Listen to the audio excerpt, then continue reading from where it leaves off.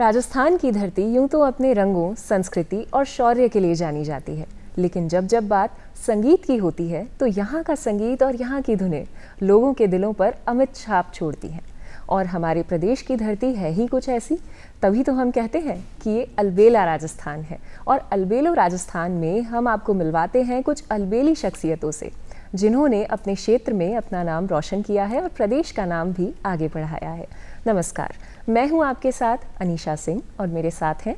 नमस्कार, मैं हूं राकेश शर्मा और आप सभी का बहुत बहुत स्वागत अलबेलो राजस्थान में। और अनीशा, आपने बात की संगीत की, और संगीत की जब बात आती है तो मेरे जहन में एक बात आई कि संगीत एक अल्लड़ नदी की तरह होता है। जिस तरह से एक नदी अपना रास्ता खुद बनाती है, उसी तरह से संगीत जो होता है अपने सुनने वालों के दिल में उसी तरह से घर कर जाता है, जिस तरह से नदी बनाती है रास्ता।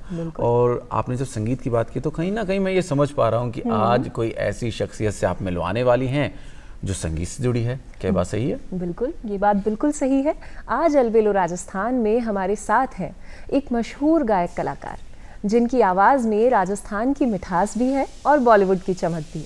आज हमारे साथ यहाँ पर मौजूद हैं रविंद्र उपाध्याय जी, जो कि एक मशहूर गायक कलाकार हैं, जिन्होंने बहुत सारे सुपरहिट गाने दिए हैं और उनकी आवाज़ का जादू जो है वो हर ओर बिखरा हुआ है और सभी लोग उनकी आवाज़ को बेहद पसंद करते हैं। तो आज हम और आप भी सुनेंगे उनकी ये मीठी सी सुरीली आवाज़। तो सबसे पहले स्वागत है सर आपका हमारे दूरदर्शन के स्टूडियोज़ में। बहुत बहुत धन्यवाद। और आप सब लोगों ने बहुत बहुत राम राम। अलबेलो राजस्थान में आज घणे दिना पाछी मैं दूरदर्शन पाछी आयो हूँ और वो तो यहाँ लागे जा रहे घना मैं अपना घर ही पूग गयो।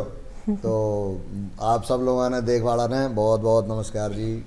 तो भाई आज आप बात करला आपके घर से लेकर बॉलीवुड तक का सफ़र के बारे में, पर शुरुआत करा सबसे शुरुआती दौर से। बचपन कोड़े बीत्यो, कहीं कोड़े कोड़े पढ़ाई लिखाई हुई और कहीं ई सफ़र की तरफ बढ़ बोए हो। बिल्कुल राकेश जी, मेरी जो शुरुआत हुई वो आप ये माने कि मैं पूरे राजस्थान का हूँ। बहुत सारे लोग मुझसे पूछते हैं आप कहाँ के रहने वाले हैं, तो मैंने कहा जी मैं पूरे राजस्थान का रहने वाला हूँ, कोई किसी एक पर। वो कारण उसका ये है कि मेरे पिताजी राजस्थान न्यायिक सेवा के अधिकारी थे और उनके साथ, क्योंकि जब जहाँ जहाँ ट्रांसफ़र्स होते थे पापा के राजस्थान भर में, तो हम लोग हर जगह जाते थे और पूरा बचपन इस तरह से बीता। और इसका एक सिंपल सा उदाहरण ये है कि 12वीं क्लास तक मैंने 8 स्कूल बदले। तो आप सोच सकते हैं कि कितना घूमा, कितनी कितनी जगह गया होऊंगा मैं, और अलग अलग तरह की अनुभव रहे होंगे, अलग अलग स्कूल्स में जाना वहाँ के। जब क्योंकि क्या होता है कि हर जगह तो कोई पब्लिक स्कूल्स या प्राइवेट स्कूल्स होते नहीं हैं, आप तो जानते हो। और मैं आज की बात नहीं कर रहा हूँ, ये बात मैं कर रहा हूँ सन 1980 और उसके बाद की कहानी। तो खूब सारे सरकारी विद्यालयों में अध्ययन किया मैंने। तो स्थानीय जब अध्यापक होते हैं तो वो स्थानीय भाषाओं में बात करते हैं जी। बच्चे भी होते हैं तो वो स्थानीय बोलियों में कुछ ना कुछ बातचीत चल रही होती है। अब वो चाहे डीग का कोई एक विद्यालय हो या नागौर का सेठ कांकरिया स्कूल हो, और तो इस तरह से मतलब मेरा बचपन जो है एक मिले जुले वातावरण में बीता है। और घर पे तो पूरी तरह पढ़ाई लिखाई का माहौल था। मेरे पूरे परिवार में दूर दूर तक कोई भी म्यूज़िक से जुड़ा हुआ कोई भी नहीं है। सभी लोग अधिकांश यही है कि बस पढ़ाई लिखाई और नौकरी, बस वही है हमारे घर में। तो मैं थोड़ा सा दोनों तरफ चला। मैंने अपना कॉलेज यहीं राजस्थान कॉलेज जयपुर से, राजस्थान यूनिवर्सिटी से यहाँ से किया मेरा बीए मैंने। उसके बाद मैंने एलएलबी भी राजस्थान यूनिवर्सिटी से ही मेरा एलएलबी कंप्लीट किया। और साथ ही साथ जो देखिए क्या होता है, हर एक आर्टिस्ट के साथ ऐसा ही होता है, मेरे जैसों के साथ तो यही होता है कि जो, क्योंकि जिनके अगर ख़ानदानी म्यूजिशियन नहीं है तो फिर वो उसमें भगवान की देन, गॉड्स गिफ्ट बोलते हैं ना, तो वो गॉड्स गिफ्ट जो थी वो एज अ वो म्यूज़िक तो थी मेरे साथ में। और अच्छी बात ये थी कि मम्मी को और दीदी को, दीदी मुझसे बड़ी हैं, तो वो लोग ना म्यूज़िक सुनने का बड़ा अच्छा, मतलब अच्छा म्यूज़िक, चाहे वो फिल्मी गाने ही हो, लेकिन खूब सारे हमारे घर में वो कैसेट्स चलती थी। तो वो फिल्मी गाने होते थे लेकिन होते अच्छे वाले थे, मतलब सुरीले। रफ़ी साहब के गाने चल रहे हैं, लता जी के गाने चल रहे हैं, मुकेश जी के गाने सुनाई दे रहे हैं, तो ऐसा सुन इस टाइप से हम सुन के मैं धीरे धीरे इंटरेस्ट जागा मेरा। तो स्कूल वाले प्रोग्राम्स में, स्कूल के कार्यक्रमों में ज़रूर पार्टिसिपेट करना जी। और ऐसे ही होते होते अब एक छोटा सी बात बताता हूँ आपको कि क्या हुआ कि पापा की पोस्टिंग हुई डीग, जो मैं अभी आपसे बात कर रहा था। तो डीग पोस्टिंग हुई और वहाँ पे क्या हुआ कि वहाँ सरकारी निवास जो वो था ही नहीं, मतलब अवेलेबल नहीं था। तो हमको एक प्राइवेट मकान में किराए पे रहना था। तो हमारे जो मकान मालिक थे उनके पास एक बहुत पुराना कोई ऐसा, मतलब जिसका पर्दा वर्दा फटा हुआ इस टाइप का एक टूटा फूटा टाइप का बाजा पड़ा हुआ था और उसको कोई बजाता भी नहीं था, धूल खा रहा था मतलब वो जी। तो बुजुर्ग थे, तो मैंने उनसे पूछा कि बाबा ये बाजा मैं बजा के देख लूँ क्या? तो उन्होंने भाई तू आया बजाना? मैं नहीं आता मेरे को बजाना। कोई बात ना, ले जा, तू बजा ले बेटा। तो मैं वो बाजा उठा लाया, फिर उसकी धूल वूल झाड़ झूड़ के और उसके जो ये पर्दे वर्दे फट रहे थे उस पर टेप वेप चिपका के किसी तरह से उसको हवा का उसका मामला वो किया। और फिर मैंने धीरे धीरे मतलब ये मान लीजिए कि कुछ 3 या 4 महीने में मैंने वो कीज़ पे अपने हाथ थोड़े थोड़े चलाना शुरू कर दिए। और एक दिन ऐसे बैठा हुआ था तो ये बिना किसी के गाइडेंस? हाँ, बिना कोई गाइडेंस नहीं, कुछ नहीं। तो ऐसे ऐसे छेड़ता जा रहा था। तो ये जो ब्लैक जो हमारी कीज़ होती हैं बाजे के ऊपर तो ऐसे इनको छेड़ रहा था मैं। तो थोड़ा सुर कुछ तो सुर निकल रहे हैं, ऐसा ना लगता है ना जी। तो ऐसे निकला।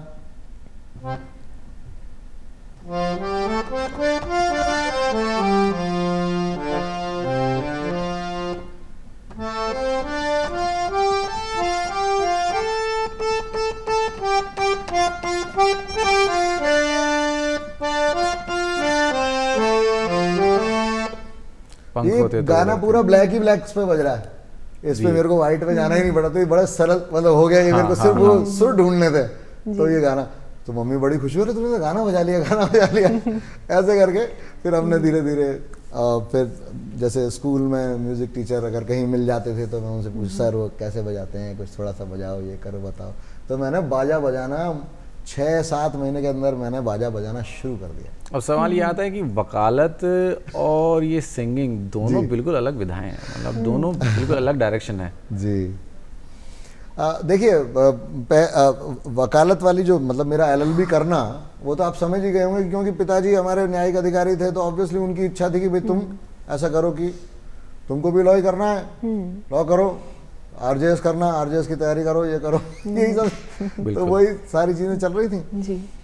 लेकिन संगीत छूटता नहीं था।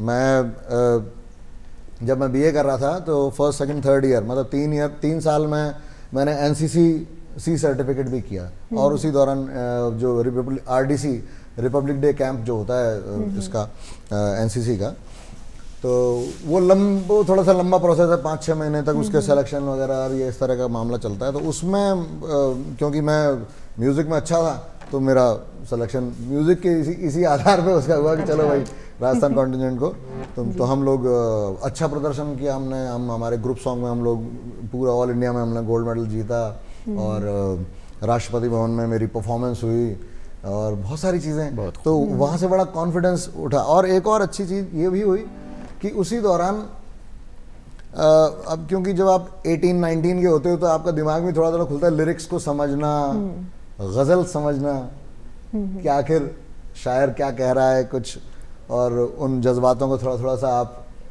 You start feeling that right. तो मैं ये सुना दूं? बिल्कुल बिल्कुल।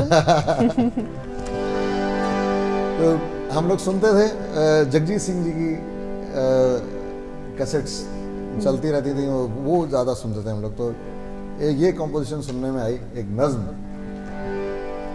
जिनको दुनिया की निगाहों से छुपाए रखा, जिनको एक और कलेजे से लगाए रखा, दिन जिनको जिन्हें ईमान बनाए रखा,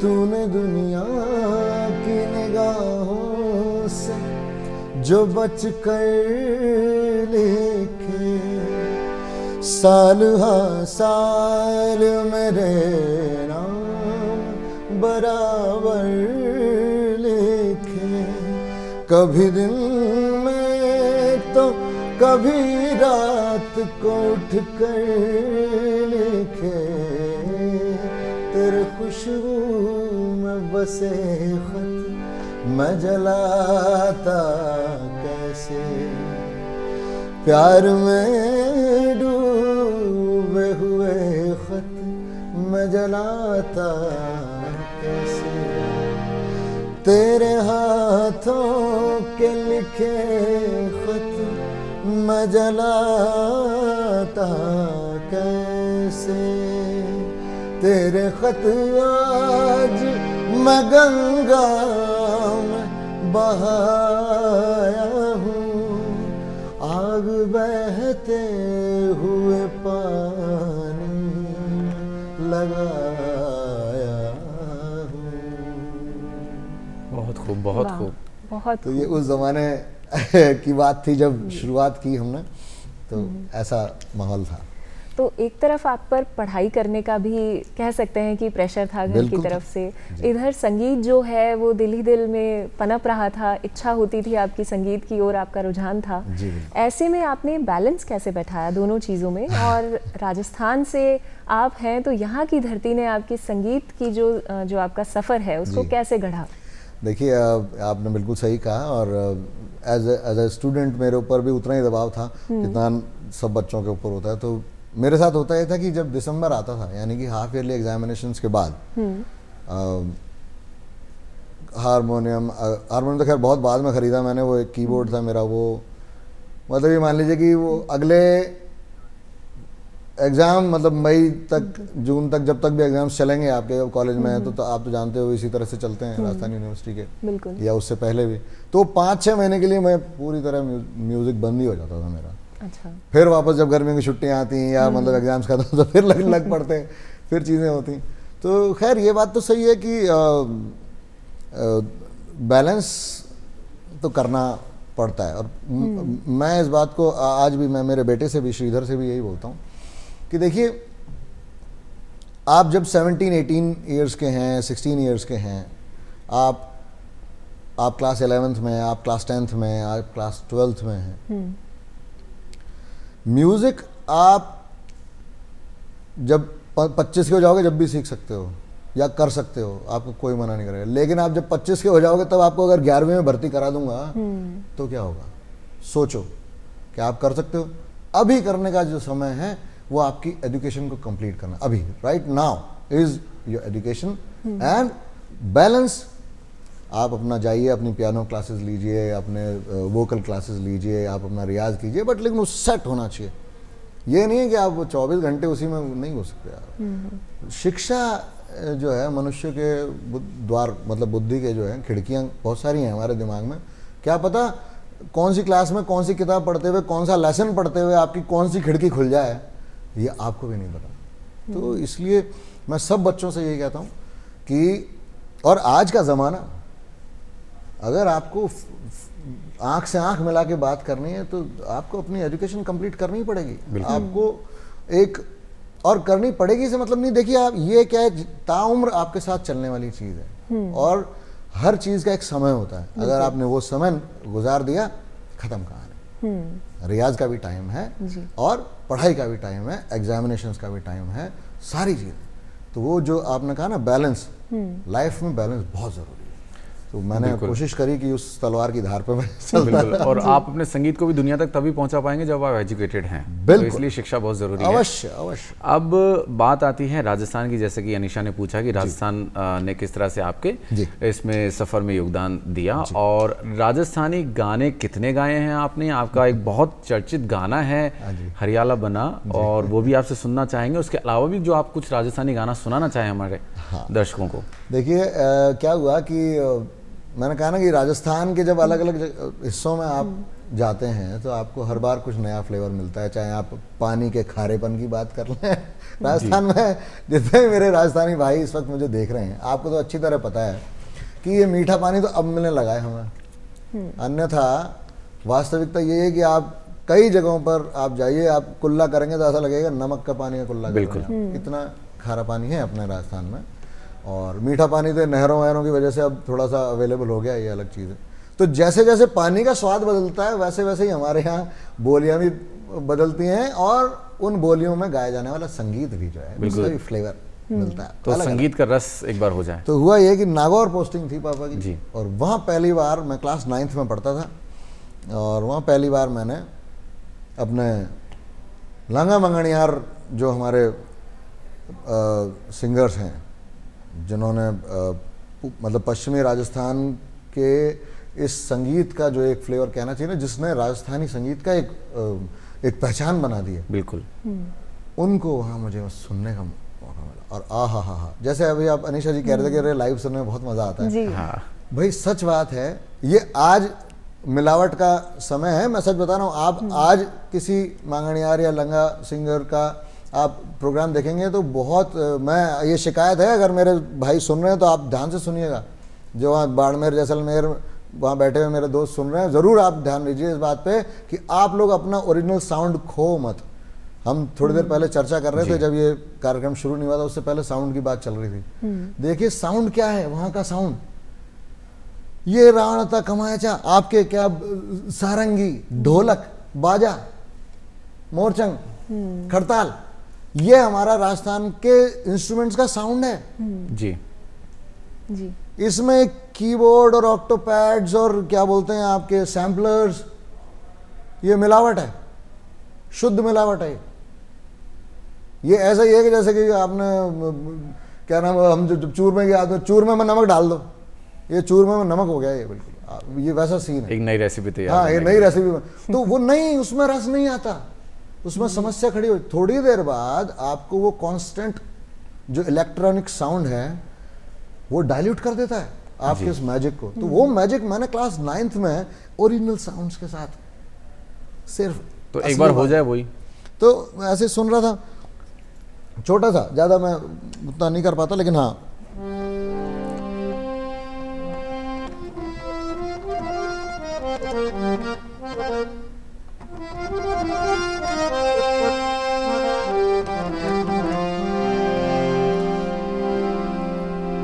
ओ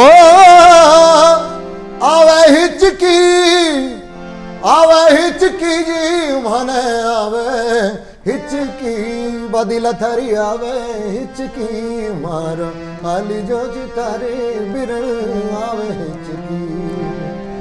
क्या साउंड और क्या मतलब क्या रेंज के साथ, इतनी बड़ी आवाज के साथ वो गाते हैं और जो ऑरा बनता है, अमेजिंग। तो वो राजस्थान का एक वो रंग जब मैंने संगीत का देखा तो मैं सच में खिंचा चला गया। और उसके बाद से फिर मुझे ये राजस्थानी कॉम्पोजिशंस वो कितनी सुंदर सुंदर, मतलब फिर ये मांड तो मैंने बहुत टाइम बाद, मुझे मतलब मैं हिम्मत ही नहीं पड़े। अब मैं भाई, जिस बच्चे ने कभी म्यूज़िक सीखा नहीं, क्लास 9th में पढ़ता है, 10th में पढ़ता है, तो उसको लगे कि पता नहीं क्या मैं कैसे अटेम्प्ट कर पाऊँगा, ये सब चीज़ें, हिम्मत ही नहीं होती थी।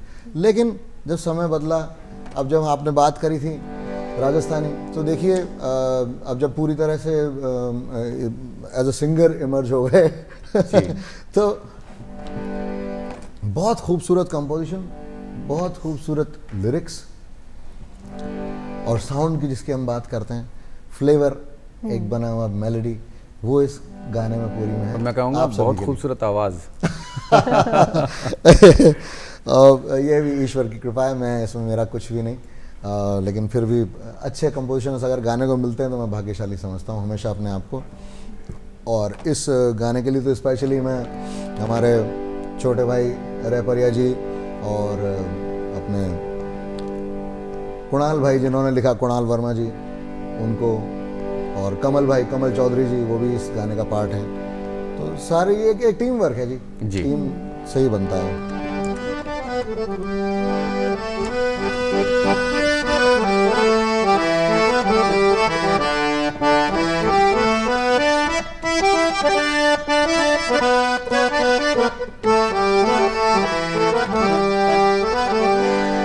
थार रूप रंग सो कोई सोनो नाई जग में, थारे रूप रंग सो कोई सोनो नाई जग में, सूरज चंदा के बहतो सागर, मन जग सारो अब ना भावे। ओ थारे रूप रंग सो कोई सोनो नाई जग में, थारे रूप रंग सो कोई सोनो नाई जग में। हरियाला बनाओ नादान बनाओ, हरियाला बनाओ नादान बनाओ। मैं सुती बादल महल बनी न क्यों जगाड़ियो, मैं सुती बादल महल बनी न क्यों जगाड़ियो। और इस गाने की देखिए खास बात क्या है कि जैसे जैसे अंतरे बदलते हैं राजस्थान के अलग अलग जगहों पर कि उनकी खासियत जो है उसको दर्शाया जाता है।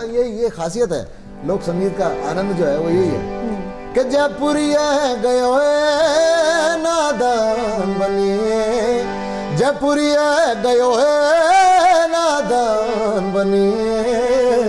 थारे ओडन की चतुराई बनी मैं चूंदड़ी लाए हुए, थारे ओडन की चतुराई बनी मैं लहरियों लाए हुए।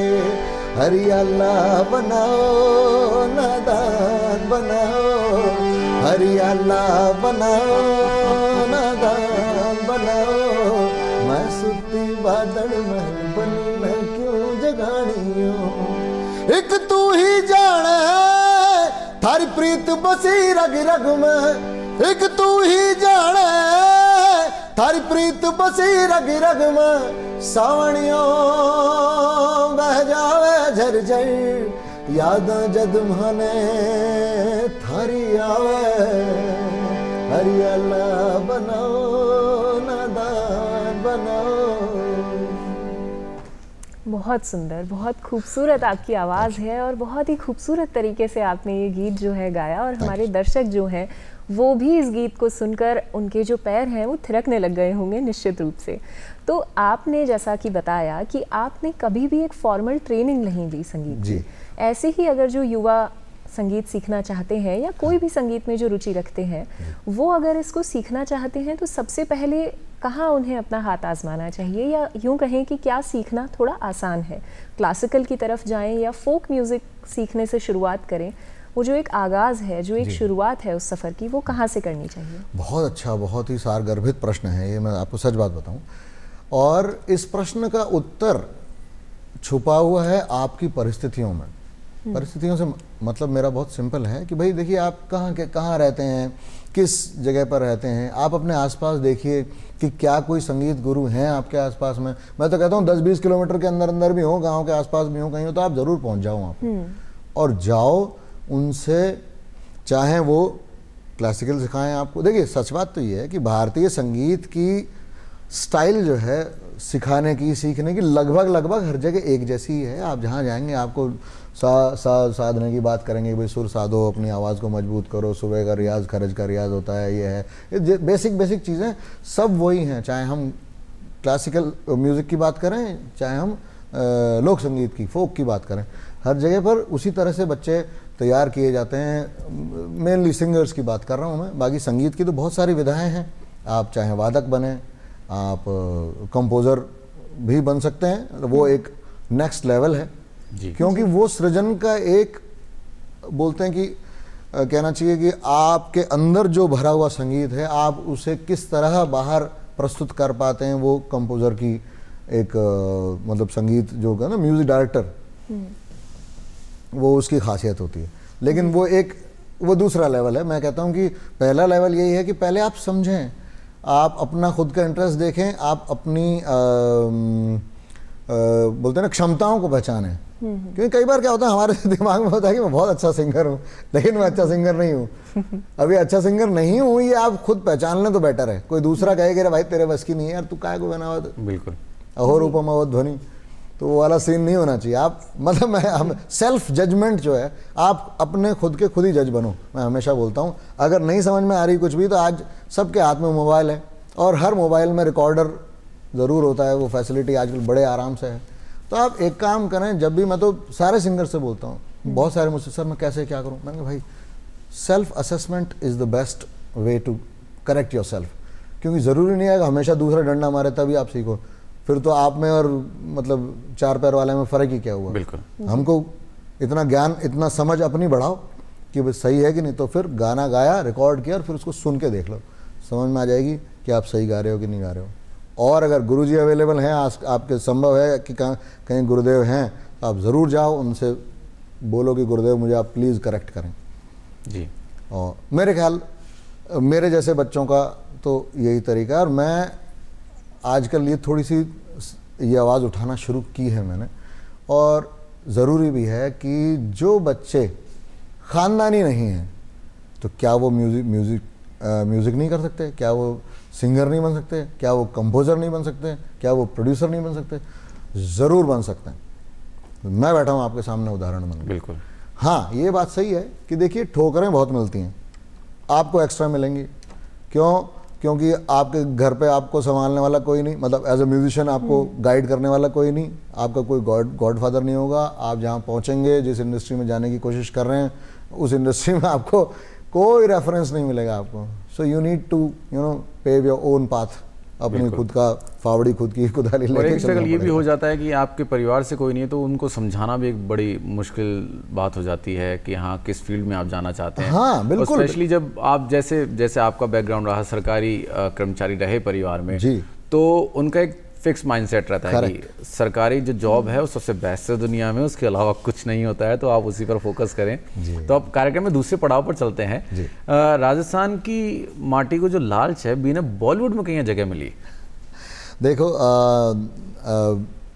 2004 में एक कंपटीशन हुआ था, चैनल वी सुपर सिंगर, और वो कंपटीशन में मैंने पार्टिसिपेट किया। और ये रियलिटी शो बहुत बड़ा था, इसमें हमारे जजेस में रहमान साहब थे, अदनान भाई थे, हिमेश जी थे, और वो वोटिंग का ज़्यादा चक्कर नहीं था, तो पूरी तरह से जजेस का ही डिस्क्रिशन था कि कौन आपके ऊपर ही, आप जिसको सेलेक्ट करें। अब जैसे कि मेरा तो कोई लेना देना म्यूजिक में ना कोई मुझे जाने, तो वो कंपटीशन चलता रहा, आगे बढ़ते रहे, और वो कंपटीशन फाइनली मैं बना विनर। और जब पूरे भारत भर में आप अकेले चुने जाते हैं, और फिर उसके बाद कॉन्ट्रैक्ट साइन हुए प्राइवेट चैनल के साथ में, 3 साल का कॉन्ट्रैक्ट था। आपको मुंबई, मतलब मुझे मुंबई ही रहना था। मेरे 2 एल्बम्स रिलीज़ होने थे एक प्रतिष्ठित म्यूज़िक कंपनी से। और तो वो जो 3 साल का समय मुझे जयपुर से मुंबई में, मतलब होता यह था कि मेरी भी हिम्मत ही नहीं पड़ती थी कि मैं मुंबई चला जाऊं, क्योंकि उससे पहले भी मैं कई रियलिटी शोज़ में जा चुका था। लेकिन मैं सोचता था कि नहीं भाई, मुझे कौन जानता है यार, काहे को चक्कर में पड़ो, चलो अपने तो वापस पढ़ाई लिखाई अपने तो वही कोशिश करेंगे, या छोटे मोटे जो भी कार्यक्रम स्थानीय स्तर पे हैं वो तो करते रहो, और अपने तो पढ़ाई उसमें ध्यान दो, नौकरी करनी है भाई, यही रहता था। लेकिन वो 3 साल का कॉन्ट्रैक्ट, वो मजबूरी हो गई मुझे, जब मैंने वो साइन किया तो मैं मुंबई रहा। और इस तरह मुंबई से मेरा बोलना चाहिए ना, स्थायी रूप से वहाँ टिकने का है। क्योंकि होता ही है कि जब तक आप किसी जगह जाके बैठते नहीं हो, आपको वहाँ का हिसाब किताब समझ में नहीं आता है। बिल्कुल। तो मैं पहुँच गया, और पहुँचा तो मेरी आवाज़ हिमेश जी, असल में मेरा जो पहला एल्बम था उसके लिए बहुत सारी रिकॉर्डिंग्स चल रही थी, और उसमें हिमेश जी के 2 गाने भी थे। तो एक गाना उसमें से ये था,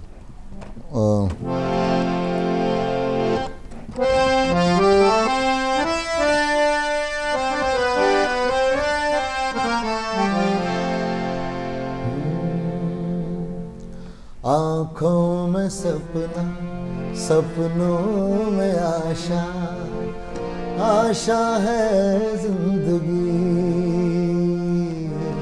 आशा है जिंदगी, हो आशा है जिंदगी।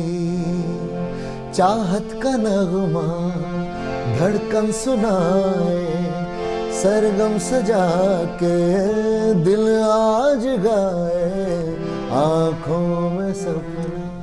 तो ये गाना रिकॉर्ड हो गया, और मेरे एल्बम के लिए ये हो गया था। तो इसी बीच में क्या हुआ कि वो एक फिल्म बन रही थी, इकबाल, मुक्ता आर्ट्स की फिल्म थी, सुभाष घई जी का प्रोडक्शन और नागेश कुकनूर जी का, और वो अपने श्रेयस तलपड़े जी इसमें नए नए इंट्रोड्यूस हो रहे थे। बड़े अच्छी कमाल की मूवी थी। बहुत ही सुंदर फिल्म थी वो, नसीरुद्दीन शाह साहब, और तो अब वो क्या था उस फिल्म में, क्या है कि जो हीरो है वो दिव्यांग है, वो ना सुन सकता है ना बोल सकता है, लेकिन वो बॉलर, क्रिकेटर बहुत अच्छा है, वो बॉलर बनना है, उसको फास्ट बॉलर बनना है। तो उनको चाहिए था कुछ ऐसा गाना कि जो थोड़ा सा जीवन की कठिनाइयों में भी आशा की किरण जगाने जैसा एक उनको गीत चाहिए था। तो ये गीत, क्योंकि वो सेम कंपनी असल में जो जिस म्यूज़िक डिस्ट्रीब्यूशन जिस कंपनी को दिया गया था, उसी कंपनी से मेरा एल्बम भी रिलीज़ हो रहा, तो उन लोगों ने पिच किया। उन्होंने कहा कि देखिए नया सिंगर आया है, आपका हीरो भी नया है और नया सिंगर आया है, उसका ये गाना नया नया है, आप ये सुन के देखो, मज़ा आ जाएगा। तो ये फिल्म हुआ ये कि मैं मुक्ता आर्ट्स बुलाया गया मुझे, और मैं गया वहाँ पे, और ये फिल्म रिलीज़ नहीं हुई थी, इसकी स्क्रीनिंग होनी थी उस दिन। तो उस दिन नागेश जी भी थे वहाँ पे, सुभाष जी भी बैठे हुए थे और श्रेयस जी भी थे। सब लोगों ने, हम लोगों ने पहले वो पूरी फिल्म एडिट हो चुकी थी, फाइनल एडिट उसका देखा, पूरी फिल्म देखी वहीं मुक्ता आर्ट्स में बैठ के।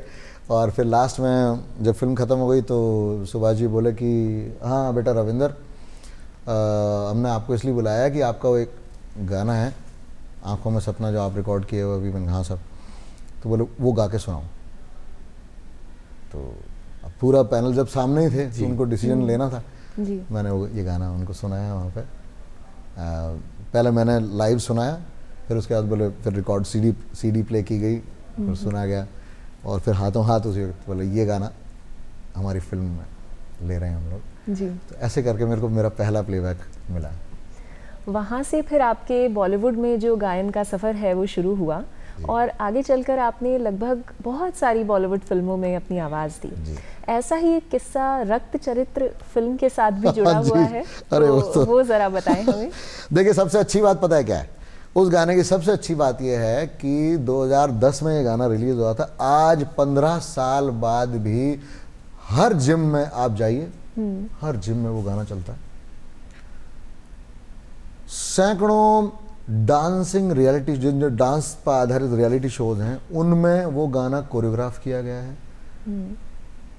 लगभग भारत के हर स्कूल में किसी न किसी जगह पे उस गाने को कोरियोग्राफी में लिया गया है, और उस पे बहुत अच्छे एक्ट्स, कहीं पे कन्या भ्रूण हत्या पे उसको यूज़ किया गया है, कहीं पे महिषासुर मर्दिनी के रूप में माँ दुर्गा का वो कहीं किया गया है, कहीं राक्षसों का ये वो दुनिया भर की। तो मतलब वो मिला तो मरेगा वो गाना इतना ज़्यादा प्रसिद्ध हुआ कि आज तक भी वो इंस्टाग्राम पे आप सुन सकते हैं, ट्रेंडिंग में रहता है हर जगह। कहीं कोई बहादुरी की ताकत की बात होती है तो फिर वो गाना आता है कि डट डट डट डट डट डट, सर जो उठेगा धड़ से कटेगा, यहाँ पे गिरेगा वहाँ पे गिरेगा, मेला तो मरेगा, मेला तो मरेगा, जाग जाग भाग भाग, मेला तो मरेगा। अब ऐसे ऐसे करके ना, ये बड़े लो स्केल पे गाना, बहुत ऐसा मतलब खरज में ही गाया हुआ पूरा, मेला तो मरेगा, ऐसा ऐसा आवाज़ बना के, ग्रंज, मेला तो मरेगा, ये ऐसा ऐसा करके गाया बहुत ज़्यादा गुस्से में। अब क्या हुआ कि हिंदी में हमने डब किया और फिल्म रिलीज़ हुई, रक्त चरित्र 1, 2 भागों में बनी थी।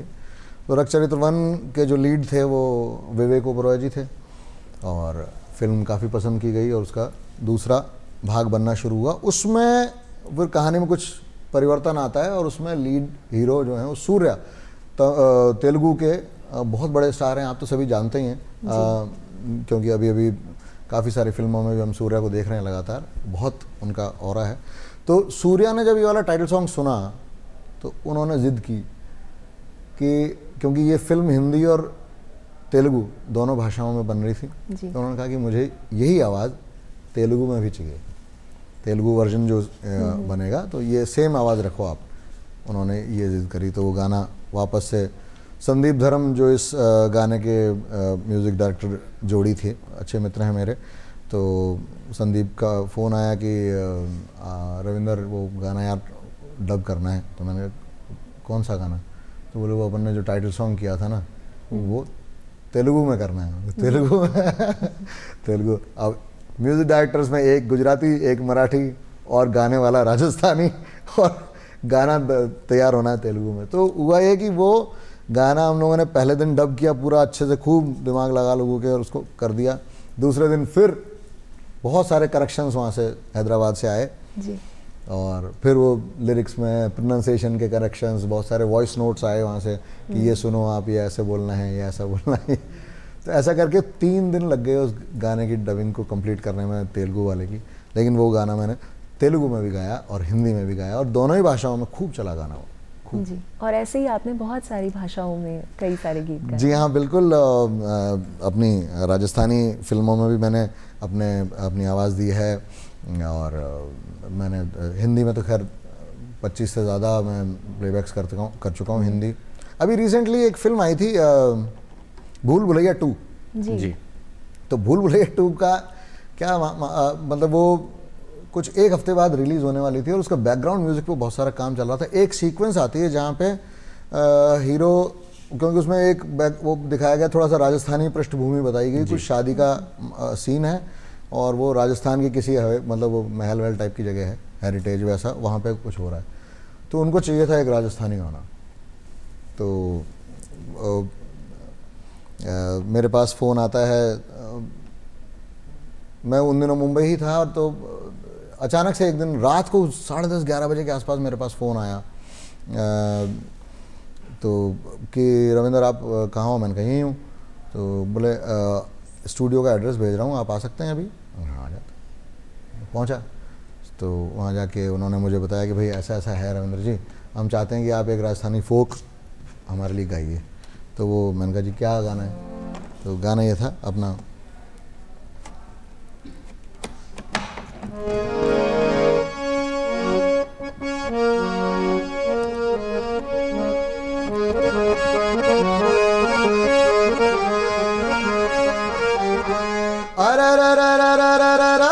रकाड़ कूद पड़ र मेड़ाम, रकाड़ कूद पड़ र मेड़ाम, साइकिल पंचर कर लियायो, अरे रे। तो ये उन्होंने डब करवाया मेरे से, और उस पर प्रॉपरली हीरो डांस वांस कर रहे हैं आराम से, और वो पूरा गाना उसके अंदर वो रखा गया। तो फिल्मों में भी राजस्थानी हमारे संगीत का ना एक बहुत बड़ा स्थान है, बड़ा बोलबाला है एक तरह से, और राजस्थानी सिंगर्स को बड़ा मजबूत सिंगर्स माना जाता है। मैं आपको एक छोटा सा किस्सा बताता हूँ।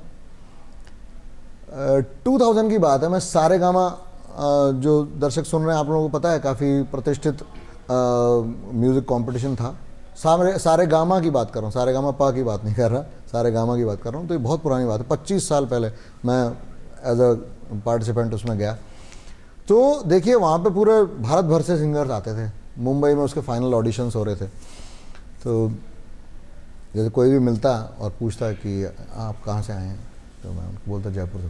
अच्छा जयपुर से, ऐसा ऐसा कान पकड़, अच्छा जयपुर से, अरे भाई क्या बात है भाई, बहुत बढ़िया हो। तो ये माने आप कि जयपुर और राजस्थान दोनों ही म्यूज़िक में मतलब लोग घबराते हो रहे यार, ये राजस्थान वाले आ गए भाई, ये कुटाई पिटाई करके निकलेंगे। मतलब कड़क सिंगर माने जाते हैं सारे। तो ऐसा ही है, और ये यही प्रभाव है हमारे इस राजस्थान की मिट्टी की, बोलते ना कि जो मजबूती है एक तरह की, कि यहाँ इस मिट्टी से बने हुए जितने भी लाल हैं वो कमाल है। क्योंकि कहीं ना कहीं शायद यहाँ की मिट्टी में संगीत है। लोक कथाओं की बात करो, लोक कहानियों की बात करो, वो सब संगीत के माध्यम से ही गाई जाती हैं, बताई जाती हैं। और जब राजस्थान की बात आई है तो सामाजिक सरोकार की भी बात करना बहुत ज़रूरी है। उससे जुड़े भी आपने बहुत सारे गाने गाए हैं, बनाए हैं। तो उससे जुड़े कुछ बालिकाओं के लिए कुछ गाने, जी, शिक्षा के लिए कोई गाने, या जो भी आपको लगता है कि इस समय होने चाहिए हमारे श्रोताओं के लिए? जी हाँ, ये देखिए हम सब जानते हैं कि राजस्थान एक बहुत ही समय से एक कुप्रथा से जूझता रहा है, और वो है बाल विवाह की कुप्रथा जी, जिसे सरकारें भी हर जगह बार बार ये प्रयास किया जाता है कि बाल विवाह से बचा जाए, बाल विवाह न किए जाएं, या इसे एक परंपरा न माने जाए। ये कुप्रथा है जो कि किसी मजबूरी की वजह से थी। आज वो मजबूरियां नहीं हैं, मैं बार बार यही कहता हूँ, समय बदल चुका है। तो ये गीत बनाया कि बाल विवाह नहीं होगा अब राजस्थान में, अरे बाल विवाह नहीं होगा अब राजस्थान में। और एक बहुत ही प्रसिद्ध कॉम्पोजिशन भी है, हम लोग सुनते भी हैं बहुत, और प्रचलित है काफ़ी। छोटी सी उम्र परिणाइयो बाबो सा, छोटी सी उम्र परिणाइयो बाबो सा, कहीं थारो कर्यो रे कसूरो, कहीं थारो कर्यो रे कसूर। तो मतलब आज दूरदर्शन सशक्त ऐसा सशक्त माध्यम है, इसे लोग बहुत श्रद्धा से और बहुत सीरियसली लेते हैं, इसलिए मैं आज इस मंच का उपयोग फिर से करूंगा और अपने सभी दर्शकों से कहूंगा कि आप प्रयास करें भाई, ये इस कुप्रथा से जल्दी पीछा छूटे हमारा, और ये बाल विवाह वाली इस आफत को मत पालो। करने को बहुत चीज़ है, पढ़ाई लिखाई, अपना पोषण शरीर का, बहुत चीज़ें जुड़ी हुई हैं। समाज में बड़ी विषमताएं पैदा होती हैं इससे, तो ना करें, कृपा करके ना करें।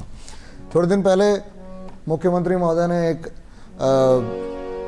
जन अभियान की घोषणा की थी, जो कि इसी मानसून में की, वंदे गंगा जल संरक्षण महाअभियान की जो घोषणा की, और वो बहुत सफल रहा। और देखिए इंद्र देवता की कृपा भी है। आज तो मैं कल ही मुख्यमंत्री महोदय का भाषण सुन रहा था एक कार्यक्रम में, वहाँ पे भी यही थी सिचुएशन की भयंकर बारिश। तो इंद्र देवता ने बहुत कृपा की है, ये बात सही है, लेकिन फिर भी राजस्थान के लिए सबसे ज़्यादा अगर अनमोल चीज़ है तो वो है हमारा पानी, जल। बिल्कुल बिल्कुल। उसके स्रोतों का संरक्षण, जल जब भी बरसे तो उसको किस तरह हम संभालें, क्योंकि हमारे पास एक ही साधन है, वो है इंद्र देवता, और ज़्यादा साधन है नहीं। जैसे हम बात कर रहे थे कि खारा पानी बहुत है, मीठा पानी ऊपर से बरसता है, तो संभालना कैसे। हो नदी बावड़ी, ये उसका टाइटल सॉन्ग मैंने बनाया था जन अभियान का। हो नदी बावड़ी कुएं पुकारे,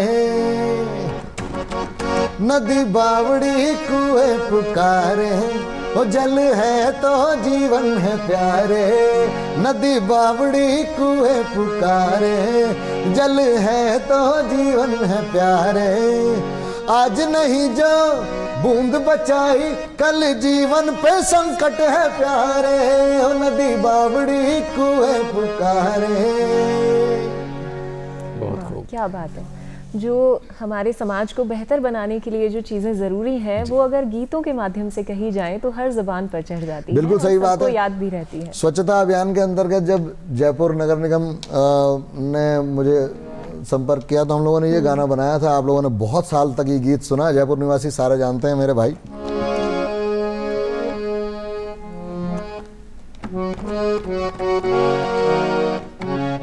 जाग गया मेरा जयपुर, जान गया मेरा जयपुर, स्वच्छता की परिभाषा पहचान गया मेरा जयपुर, जाग गया मेरा जयपुर, जान गया मेरा जयपुर, स्वच्छता की परिभाषा पहचान गया मेरा जयपुर, सबसे अव्वल आना है ये ठान चुका मेरा जयपुर। तो सिर्फ जयपुर ही नहीं, मैं तो कहता हूँ कि पूरे देश को ठानना चाहिए कि स्वच्छता हमारे जीवन का एक अभिन्न अंग है, और इसे हम अपने घर से शुरुआत करके रखें हमेशा, बहुत आनंद है। अभी आपने जिक्र किया कि दूरदर्शन जो है वो एक सशक्त माध्यम है। जी हाँ। और आप भी अपने करियर में, इस जर्नी में दूरदर्शन और आकाशवाणी के साथ में आपका एक बहुत गहरा जुड़ाव रहा। जी। तो ये दोनों माध्यम आपके जीवन को बदलने में कैसे इनका योगदान रहा, और क्या इम्पोर्टेंस आप फील करते हैं कि ये दोनों लोक प्रसारकों की आज है? कितनी अच्छी बात। और आपने महसूस किया होगा कि जैसे ही आकाशवाणी और दूरदर्शन की बात आई, मेरे चेहरे की मुस्कान दुगनी हो गई। बिल्कुल। मैं अभी जब स्टूडियो में पहुंचा था तब भी मैंने आते ही कहा कि ऐसा लगता है जैसे मैं अपने घर आ गया वापस। जी।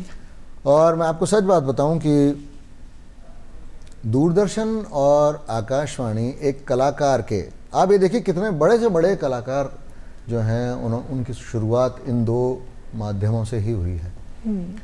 कलाओं को, साहित्य को संरक्षित करने, उसे प्रबल करने, कॉन्फिडेंस बढ़ाने, और साथ ही साथ प्रोत्साहन। देखिए क्या होता है, कई सारी चीज़ें हैं।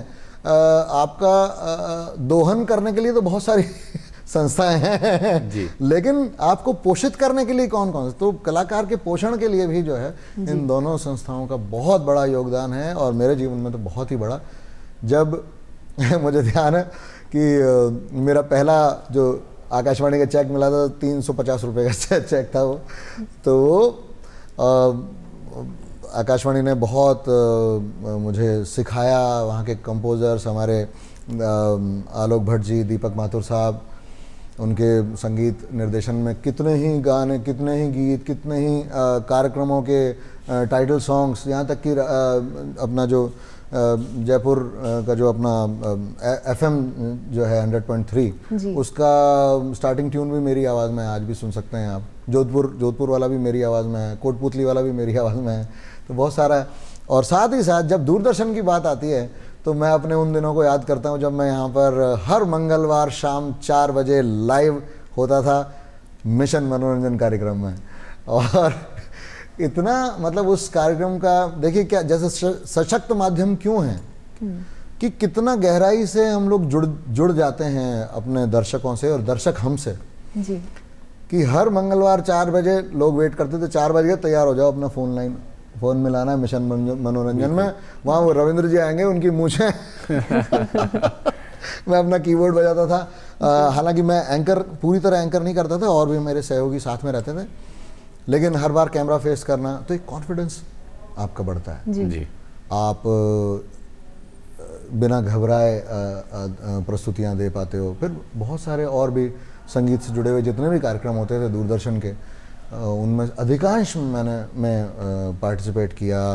आज भी दूरदर्शन पे कई बार मेरे वो गीत मुझे रिपीट टेलीकास्ट में कई बार सुनाई देते हैं और बहुत अच्छा लगता है अपने वो उस समय को याद करके। और सच बात यही है कि जब आपको कोई एक ऐसा हाथ मिल जाए जो आपको पकड़ के आगे ले जाए और आपका कॉन्फिडेंस बढ़ाए, तो वो सच में जीवन में बहुत बड़ा योगदान है जी। इसके लिए एक बात ये भी है कि जब तक आप दुनिया में परिपक्व होकर के नहीं जाते हैं, दुनिया आपको मौका नहीं देती है। लेकिन दूरदर्शन और आकाशवाणी के साथ में ऐसा है, अगर आप में जरा सी भी चिंगारी है तो उसको वो हवा देते हैं और वो आग में परिवर्तित हो जाती है। और इस तरह से सहयोग आकाशवाणी और दूरदर्शन का कलाकारों के लिए रहता है। बिल्कुल। अब हम चलेंगे आपके साथ में बॉलीवुड की तरफ। आपका अनुभव रहा, शाहरुख खान साहब के लिए आपने गाना गाया, आमिर खान साहब के लिए आपने गाना गाया। पहले तो वो गाना हो जाए, फिर उसके पीछे उसकी कहानी। ठीक है। ये गाना आज भी इन दिनों तो पता नहीं, खासकर पिछले 6 महीने से तो मैं देख रहा हूँ कि इंस्टाग्राम पे बहुत ज़्यादा ही सर्कुलेट हो रहा है। नए सिंगर्स जो हैं काफ़ी सारे इस गाने को गा के उस पर रील्स बना के डालते हैं। और काफ़ी सारे वीडियो एडिटिंग वाले जो फ्रेंड्स हैं, जो क्रिएटर्स हैं, वो इस पर अलग अलग तरह से एडिट करते हैं अपने वीडियोज़ को। बहुत मतलब मिलियंस में उसके व्यूज़ चलते हैं। तो वो गाना मैं आपको सुना रहा हूँ, फिल्म तलाश का ये प्लेबैक जो मैंने किया, जिया लागे ना। क्या जाने क्यों है, क्या जाने कैसी अनदेखी सी डोर, क्या जाने क्यों है, क्या जाने कैसी अनदेखी सी डोर, जो खींचती है जो ले चली है, जो खींचती है जो ले चली है। अब यूं मुझे तेरी ओर जिया लागे ना, तुम बिन मोरा जिया लागे ना, तुम बिन मोरा जिया लागे ना। तो बहुत ही खूबसूरत गाना, जावेद अख्तर साहब के लिरिक्स हैं इसमें, और मेरे साथ सोना महापात्रा जी की आवाज़ है और संगीत राम संपत जी का है। तो बहुत प्यारा गीत। और इस गाने की जो मुझे खासियत नज़र आती है, आप जब भी इस गाने को सुनेंगे, चाहे आज सुने, अब देखिए इसको, ये 2012 में रिलीज़ हुआ था, कितने साल हो गए, आज हम 25 में बैठे हुए हैं, 13 साल हो चुके गाने को रिलीज़ हुए हुए। क्योंकि इंडियन क्लासिकल म्यूज़िक के करीब है ये गाना जी। आपको हमेशा फ्रेश। मैंने जब पहली बार इस गाने को सुना था तब मैं थोड़ा सा अचंभित हुआ था कि किस तरह का क्या ज़बरदस्त कंपोजिशन है, बहुत सुंदर, कि थोड़ा सा सुनने में लगता है क्लासिकल, लेकिन इसकी जो बीट चलती है वो बड़ी फास्ट, न्यू जनरेशन की डब स्टेप का इसमें प्रयोग किया गया है। बहुत सारे मतलब प्रयोगात्मक संगीत है। और आप ये देखिए कि यही जो हम बात कर रहे थे कि देखिए फाउंडेशन तो भैया मेलोडी ही है। आप इस बात को समझें कि धुन जब गीत की इस तरह की हो कि आप बिना किसी साज-बाज के अगर आप गा रहे हैं कोई गाना और वो गाना सुनने में अगर अच्छा लग रहा है, that means that's a good song. जी बिल्कुल। और वो लंबा समय चल पाएगा। बिल्कुल। और अगर मान लीजिए किसी गाने को गाने के लिए आपको सब नहीं I need that drums and I need that and दो, तो फिर इसका मतलब वो लंगड़ी टांग है, वो कोई ना कोई वैसा कि आपको चाहिए उस गाने की प्रस्तुति के लिए। तो ये चीज़ हमेशा होती है मेलोडी प्रधान। जी, अब गुड सॉन्ग की आपने बात की, तो कौन सा ऐसा गुड सॉन्ग है जो आपका सबसे पसंदीदा है बॉलीवुड का, वो एक बार हो जाए? देखिए बॉलीवुड में हज़ारों ऐसे सुंदर गाने हम लोग रोज़ सुनते हैं और हर बार कुछ ना कुछ लगता है कि नहीं यार ये गाना भी अच्छा है, नहीं ये गाना तो और अच्छा है। जो आपको पसंद है मैं क्या की बात कर लेते हैं। हज़ारों गाने हैं जो मुझे बहुत पसंद है। मैं अभी कल परसों ही एक प्लेलिस्ट ऐसे ही घर पे बैठे हुए सुन रहा था, लता जी की प्लेलिस्ट चल हो रही जाए थी। तो देखिए कितने बहुत अच्छे अच्छे गाने आते जा रहे हैं, एक से एक गाने आते हैं सामने। और मतलब क्या क्या कंपोजिशन सामने, मैं वही सोच रहा हूँ कि कितने एक साथ मेरे सामने इतने गाने आ गए हैं कि मैं एकदम से कुछ उठा, हाँ मतलब उसमें पिक नहीं कर पा रहा हूँ। लेकिन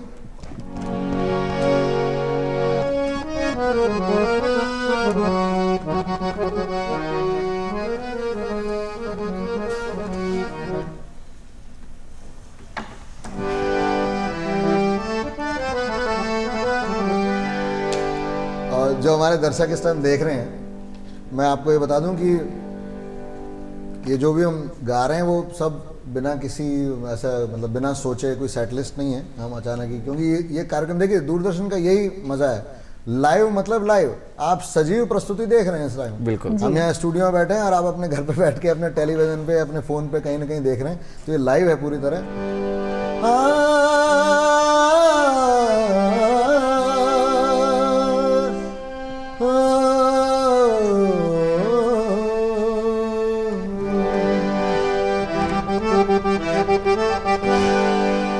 अब तो है तुमसे हर खुशी अपनी, अब तो है तुमसे हर खुशी अपनी, तुम पे मरना है जिंदगी अपनी, हो अब तो है तुमसे हर खुशी अपनी। बिल्कुल। और ये सितंबर महीना जो है लता जी का बर्थडे मंथ भी है, 29 को हम लोग बर्थडे भी मनाते हैं, तो इसी बहाने लता जी को श्रद्धांजलि भी है। ये गीत सुनकर हम सभी के चेहरों पर एक खुशी आ गई, एक मुस्कान आ गई, और ऐसी ही मुस्कान हमारे दर्शकों के चेहरे पर भी आ गई होगी। आज के अलबेलो कार्यक्रम में हमने आपको मिलवाया राजस्थान की एक मशहूर और ख़ास शख्सियत से, जिनका नाम है रविंद्र उपाध्याय जी।